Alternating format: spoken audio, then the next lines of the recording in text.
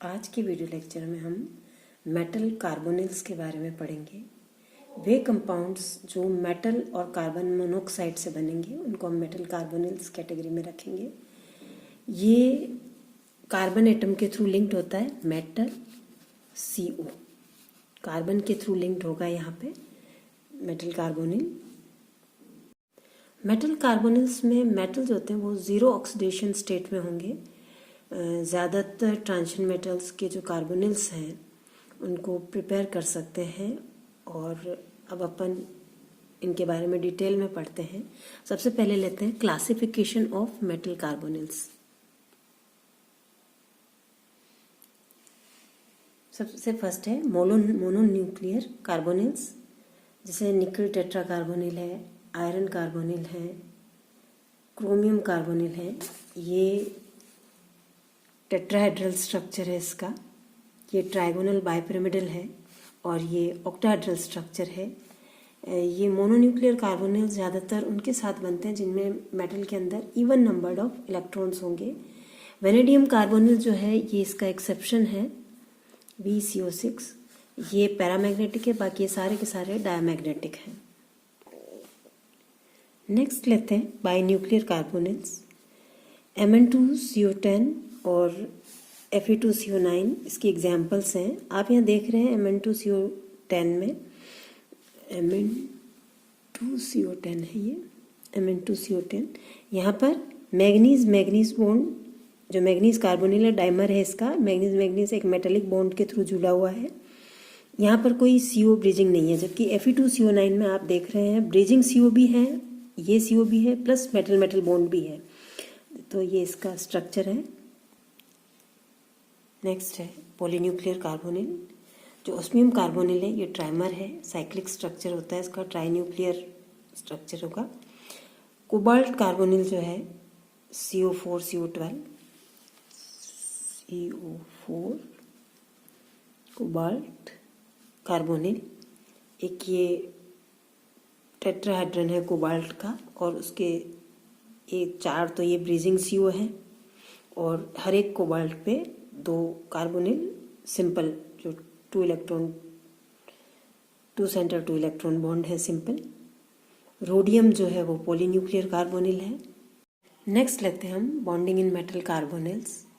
जितने भी कार्बोनिल्स हैं उसके अंदर कार्बन मोनोऑक्साइड का मॉलिक्यूल मेटल के साथ कार्बन एटम के थ्रू जुड़ा होता है। ये मैंने आपसे पहले ही बताया था, कार्बन मोनोऑक्साइड जो है वो मेटल के थ्रू जुड़ा होगा। यहाँ पे जो मेटल कार्बन बॉन्ड बन रहा है ये CO बॉन्ड को भी अफेक्ट करता है और इससे हमें एक इम्पोर्टेंट इन्फॉर्मेशन मिलती है कि मेटल कार्बन बॉन्डिंग किस तरह से होती है।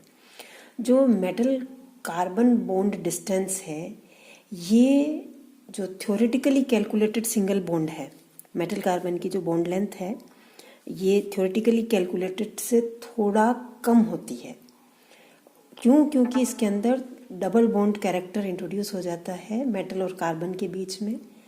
वास्तव में जो कार्बन मोनोऑक्साइड है इसकी इलेक्ट्रॉन डोनर कैपेसिटी जो होती है वो बहुत ही वीक होती है और यदि ये डबल बॉन्ड कैरेक्टर नहीं होगा तो स्टेबल मेटल कार्बोनिल कॉम्प्लेक्सेस नहीं बनाए जा सकते हैं।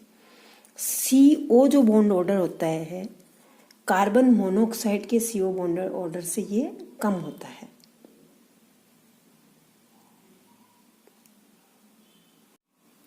जो फ्री कार्बोनिल है कार्बन मोनोऑक्साइड, उसके अंदर यदि आप CO बॉन्ड डिस्टेंस देखें इट इज़ 1.128 एंगस्ट्रॉम और जो मेटल बॉन्डेड कार्बोनिल है उसके अंदर बॉन्ड लेंथ हो जाती है 1.150 एंगस्ट्रॉम, यानी ये थोड़ी बढ़ गई।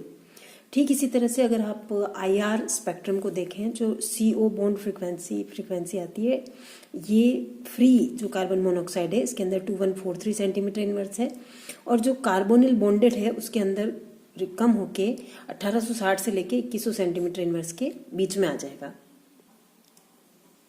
मेटल कार्बोनिल में बॉन्डिंग को समझने के लिए ये ज़रूरी है कि पहले हम कार्बन मोनोऑक्साइड के ऑर्बिटल स्ट्रक्चर को प्रॉपर समझें।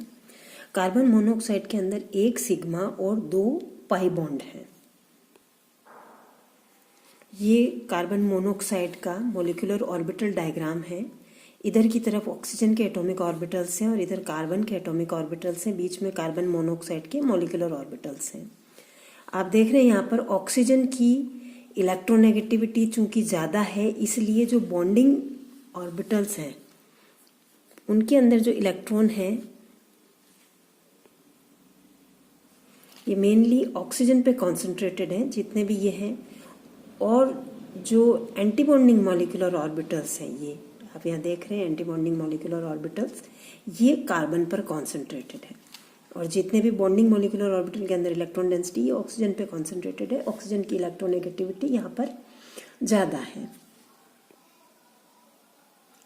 जब बॉन्डिंग होती है मेटल और कार्बन के बीच में, तो जो फील्ड लिगेंड के ऑर्बिटल्स हैं जो कि सिग्मा बॉन्डिंग के लिए सूटेबल हैं, वो खाली मेटल ऑर्बिटल के साथ ओवरलैप करेंगे और सिग्मा बॉन्ड बनाएंगे। और जो फील्ड मेटल ऑर्बिटल हैं जो कि पाई बॉन्डिंग के लिए सूटेबल हैं, वो खाली पाई एंटी बॉन्डिंग मॉलिक्यूलर ऑर्बिटल जो है कार्बन मोनोऑक्साइड का, उसके साथ ओवरलैप करेंगे और एक बैक बॉन्डिंग या पाई बॉन्डिंग बनाएंगे। इस तरह आप देख रहे हैं कि इलेक्ट्रॉन्स जो हैं वो कार्बन से मेटल की तरफ शिफ्ट हो रहे हैं सिग्मा बॉन्डिंग के थ्रू, और मेटल पर इलेक्ट्रॉन डेंसिटी इसलिए इंक्रीज हो रही है क्योंकि कार्बन इलेक्ट्रॉन दे रहा है। तो जो शिफ्टिंग है इलेक्ट्रॉन्स की,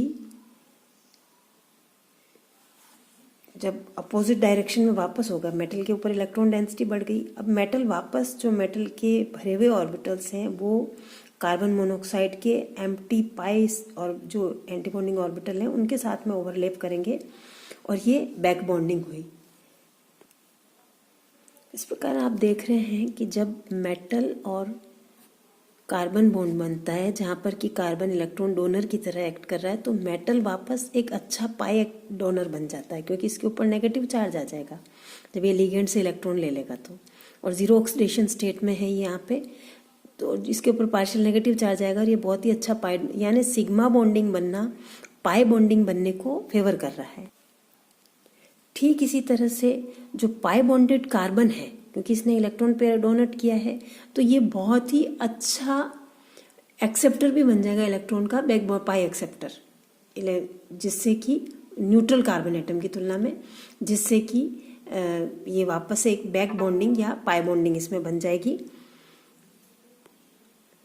तो इस तरह की मैकेनिज्म जो कि जिसमें दो बॉन्ड्स एक दूसरे को स्ट्रेंथन कर रहे हैं, इसको हम सिनर्जिक मैकेनिज्म कहते हैं।